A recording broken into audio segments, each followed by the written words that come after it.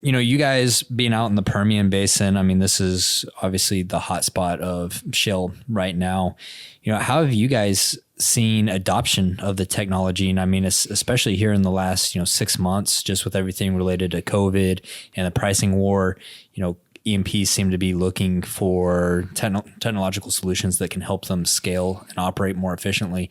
How have things been for you guys the past few months? I mean, have you seen an influx of people looking for technology like yours? Yeah, so that is a great question. So we again we are focusing mainly on the reserve estimation market, and this is somewhat a brand new market, and every E&P company need to do their year-end reserve to the SEC, and to get the accuracy and the speed that they need is very important for every company. Mm-hmm. The issues with analytics again is when me as a reserve estimation and engineer trying to book reserve for this quarter or the year end, I need to book the reserve right now. I cannot wait for 3 months or 6 months for that production to happen. Or even then, when you have 6 months of production, you still cannot project an accurate type curve for 30 years.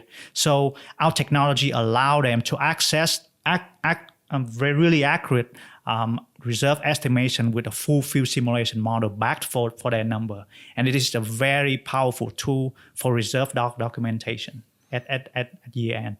And we actually have clients that successfully apply our technology for their year-end reserve booking last year, and they actually found a lot of valuable insight for the Permian Basin, and they are working on those issues right now in order to increase their production. So if I understand you correctly, with the way that you just explained that, the biggest difference between the analytics side and the reservoir simulation side is that the analytics side requires some sort of production to actually forecast those values, whereas the simulation, you can go from before day one. Absolutely. Yes. Okay. And then and you're saying it's extremely accurate that way as well. Absolutely. Yes. And you always, with simulation, you always can do a post-drill analysis too, because with analytics, you only can do so much with the data that you have, but even after you drill the well, how much production is gonna forecast or being produced in the next 30 years, the analytics still cannot tell you. Yeah, because the problem is, your initial production is so high, right? Yeah. That you fall off in, first year and a half, that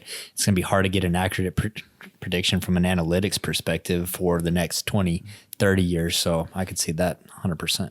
Absolutely. So that is why the technology is very much needed even at a very tough environment right now where we are on a crisis. We already kind of losing the investor confidence before the crisis, and now we're really trying to get back their confidence. For our industry as a whole. Absolutely. So, I mean, the public markets hate oil and gas right now, right? I mean, Yes. they've just absolutely been trashed